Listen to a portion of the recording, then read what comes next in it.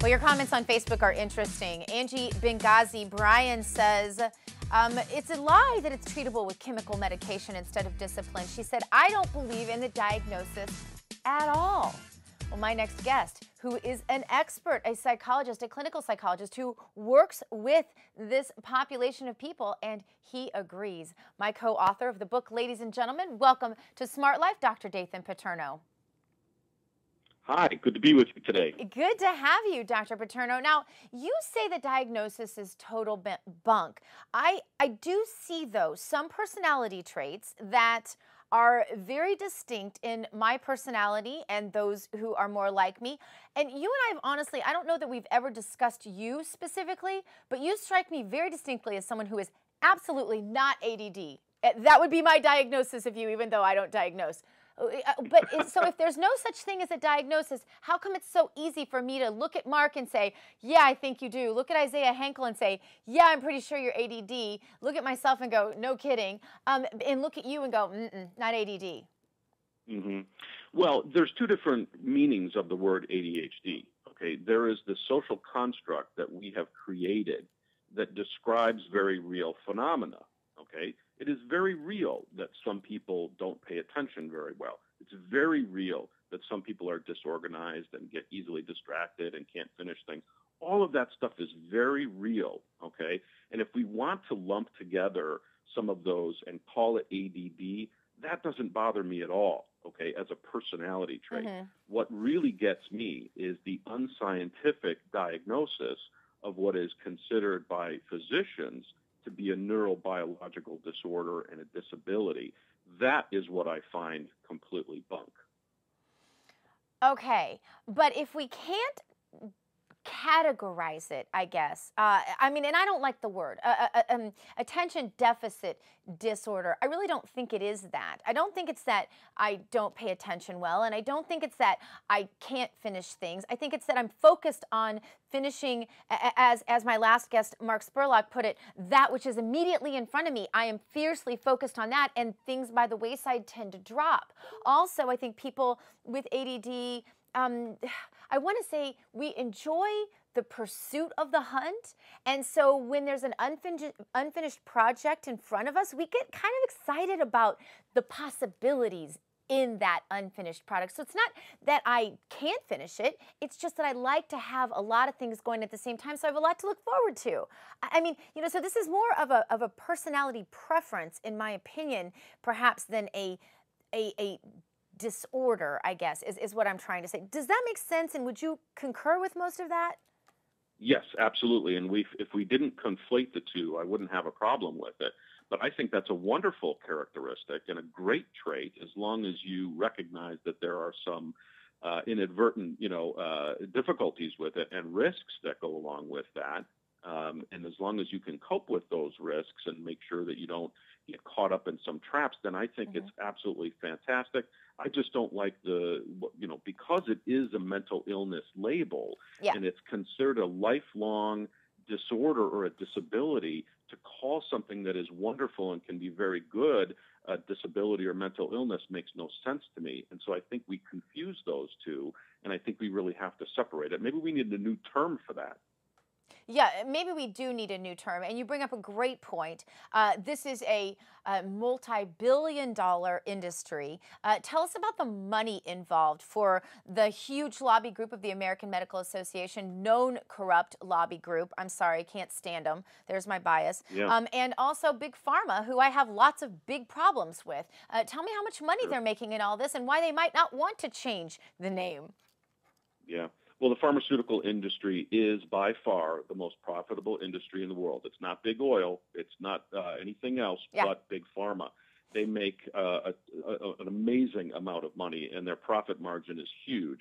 So they have a lot of skin in the game here. Yes. Now, I'm not against big pharma because they produce all kinds of wonderful life-saving products as well. However, their marketing department is, I think, where I have the most difficulty. Yeah. If they told the truth, if they told us that, look, we have some drugs here that are wonderful performance-enhancing agents, and it can make you focus better. It's what we used in Vietnam, and it's what we used in Afghanistan to keep people up. so that they could perform better, because it would be bad if they fell asleep at the wheel, fine, no problem. If they were honest with us and told us that there are significant risks with these meds, no problem. But it's that they lie to doctors and they lie to parents in the magazine articles. That's what I have a hard time with. It's the dishonesty. And it's labeling it as a disease, and therefore we need to take these medications. That's what I have a hard time with. And the APA and the AMA, Yes. the American Psychiatric and American Medical Association, has bought in with it 100%, in part because they're in bed together.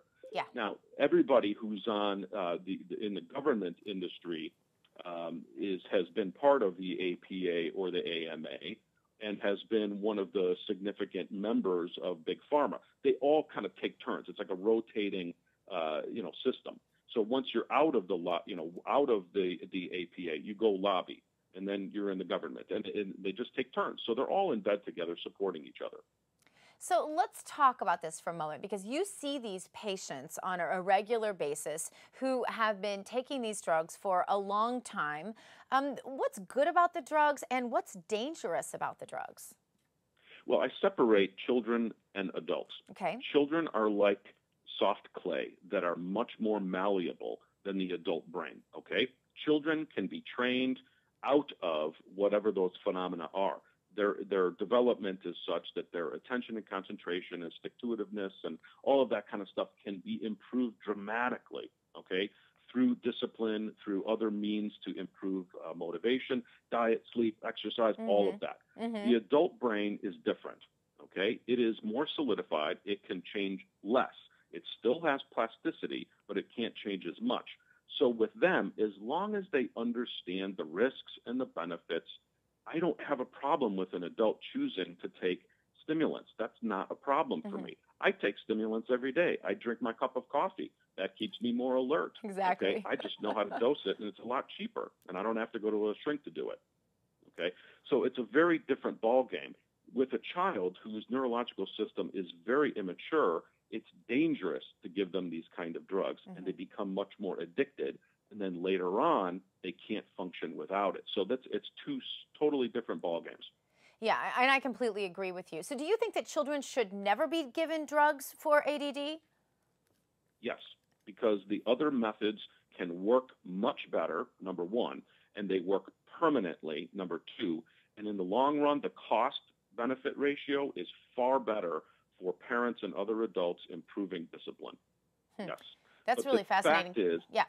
The fact is that most adults don't know how to do that, and so they try haphazardly, they fail, and then there's the neighborhood, psychiatrist or pediatrician saying, we can help you with this, and the drugs do work. I'm never going to suggest that stimulants don't work. They absolutely do, but it should never be the number one treatment. So for the adult, like myself, I went on this drug, one of the drugs. I've actually tried a couple of the different drugs for ADD. And I noticed, honestly, very little change in my ability to focus or anything like that. But what I did notice was a complete numbing of my super abilities, as I call them, the things that I rely on to be able to do at a rapid fire pace. Some of those abilities were significantly diminished with no real benefit as far as ability to concentrate longer or ability to watch movies or ability to listen to people better. I really didn't have any of that. What are the markers for adults who do want to try the drugs? How can they know if the drugs are helping them? Because a lot of times these psychological processes are really hard to see in yourself. You got a minute? Yes. Yes. Well, the drugs, the stimulants, the psychostimulants like Adderall and the cocaine-related ones like Ritalin and other things, those actually increase attention and concentration. It stimulates dopamine in the frontal lobes of the brain. So therefore, it kind of fires up the attention mechanism. Okay. But on the flip side, it reduces spontaneity. So if part of what you're looking for is more creativity, it's actually going to reduce that. That's a biological reality. Secondly, it also can produce a euphoria, which then you come down from. So a lot of this is just experiment. You have to try a couple different things and see if it works for you, number one. But I'm a big proponent of just have a cup of coffee, have some green tea or white tea. That gives you enough of a stimulant oftentimes to increase that. But if you're looking for creativity, and if you don't want to get obsessive compulsive traits, because 40% of people on stimulants get obsessive compulsive traits, which actually slows down their processes and their success. Well, then you want to stay away from stimulants. All right. Well, Dr. Paterno, we sure do appreciate it. Tell us where we can find you. www.parkridgepsychologicalservices.com. And I'm also on Twitter, and you can find me at my website, my personal website, prpsych.com.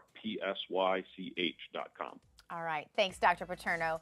Your calls and letters coming up next. The number 888-650-8176. Or you can go to the Smart Life page at moneybizlife.com. Click on Ask Dr. Gina and send us your question. Producer Jason sitting back there waiting to hear from you. Stay tuned for more Smart Life right after this.